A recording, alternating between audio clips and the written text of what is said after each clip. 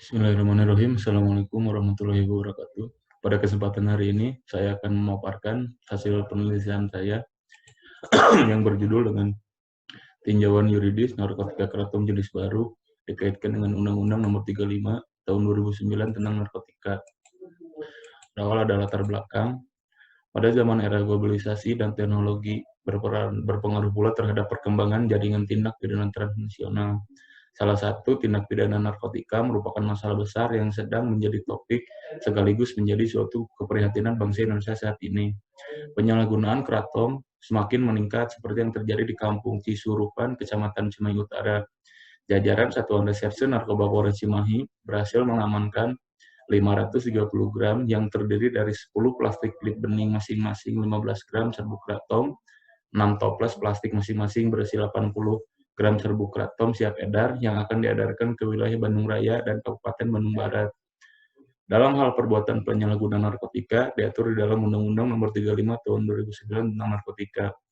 Penyalahgunaan narkotika yang terjadi di masyarakat masih banyak terjadi dan dilakukan yang setiap tahunnya mengalami kenaikan yang signifikan, yang salah satunya diakibatkan oleh banyaknya permintaan dari masyarakat dan kurangnya edukasi yang diberikan kepada masyarakat mengenai bahaya yang ditimbulkan oleh narkotika kratom. Identifikasi masalah. 1. Apakah narkotika jenis kratom dapat dikategorikan ke dalam golongan narkotika menurut Undang-Undang Nomor 35 Tahun 2009 tentang narkotika? Yang kedua, apakah pengguna narkotika kratom jenis baru dapat dimintai pertanggungjawaban dari sisi hukum pidana? Tujuan penelitian. 1. Untuk mengetahui dan memahami narkotika jenis kratom dapat dikategorikan ke dalam golongan narkotika menurut Undang-Undang Nomor 35 Tahun 2009 tentang narkotika. Kedua, untuk mengetahui dan memahami penggunaan narkotika kratom jenis baru dapat dimintai pertanggungjawaban dari sisi hukum pidana. Metode penelitian menggunakan 1. Metode pendekatan, yaitu menggunakan yuridis normatif, yaitu metode penelitian hukum yang dilakukan dengan meneliti bahan pustaka atau bahan sekunder. Spesifikasi penelitian menggunakan metode deskriptif analisis, metode teknik pengumpulan data, menggunakan penelitian kepustakaan, dan menggunakan teknik wawancara. Metode analisis menggunakan metode analisis kualitatif. Kerangka pemikiran menggunakan teori-teori. 1. Teori penegakan hukum. Penegakan hukum adalah proses dilakukannya upaya untuk tegaknya atau berfungsinya norma-norma hukum secara nyata sebagai pedoman perilaku dalam lalu lintas atau dalam hubungan-hubungan dalam hubungan bermasyarakat dan bernegara.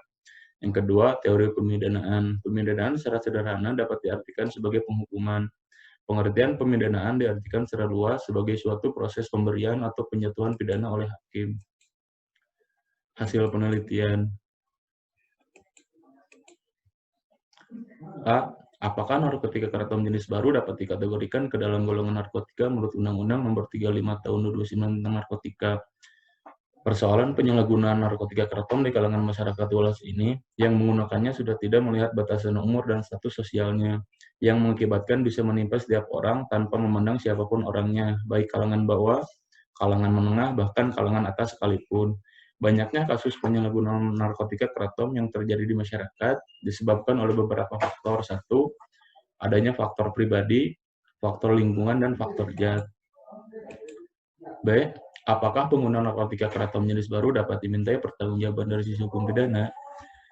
Pelanggaran atau perbuatan pidana penyalahgunaan narkotika kratom yang sering terjadi di masyarakat merupakan permasalahan yang sangat meresahkan. Terkait dengan penyalahgunaan kratom yang terjadi di masyarakat tidak sesuai dengan tujuan yang terdapat di dalam Undang-Undang Nomor 35 Tahun 2009 tentang narkotika pasal 4 yang menyebutkan A. Menjamin ketersediaan narkotika untuk kepentingan pelayanan kesehatan atau pengembangan ilmu pengetahuan dan teknologi. B. Mencegah, melindungi, dan menyelamatkan bangsa Indonesia dari penyalahgunaan narkotika. C. Memberantas peredaran gelap narkotika dan perekusan narkotika. D. Menjamin pengaturan upaya rehabilitasi medis dan sosial bagi penyalahguna dan pencandu narkotika. Terkait dengan saudara MI yang menyalahgunakan narkotika kratom yang tidak sesuai dengan tujuan di atas karena dia menggunakannya hanya untuk mendapatkan rasa senang, halusinasi, dan bersenang-senang, maka tindakan kepolisian yang diberikan kepada saudara MI akibat perbuatannya sampai saat ini yaitu berupa rehabilitasi sosial agar penggunanya dapat dikembalikan ke lingkungan masyarakat dan dapat diterima kembali. Sanksi yang diberikan tersebut berupa usaha agar penyalahgunaan narkotika kratom menjadi berkurang dan tidak terjadi lagi, serta merupakan suatu pengendalian yang tepat. Kesimpulan, 1. Penyalahgunaan narkotika kratom merupakan permasalahan yang meresahkan di lingkungan masyarakat, di mana seseorang menggunakannya tidak sesuai dengan fungsi dan tujuan yang seharusnya. Terdapat beberapa faktor yang menyebabkan penyalahgunaan narkotika kratom, yaitu diantaranya faktor pribadi, lemahnya keimanan dan ketakwaan yang dimiliki, rasa keingintahuan dan penasaran yang tinggi untuk mencoba, tanpa berpikir terlebih dahulu dampak apa yang ditimbulkannya. Mengkonsumsi kratom hanya untuk mendapatkan efek euforia yang berlebih dan mendapat ketenangan. Faktor lingkungan di dalam rumah, faktor lingkungan sebaya, faktor zat yang terdapat di dalam kratom memiliki efek yang berlebih dibandingkan narkotika lainnya. 2.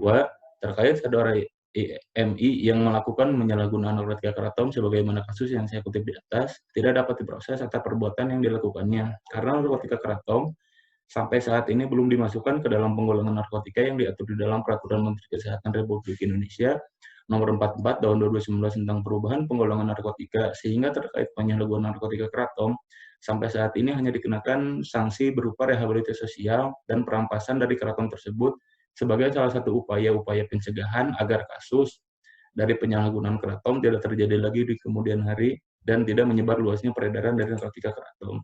Sekian dari saya. Terima kasih. Wassalamualaikum warahmatullahi wabarakatuh.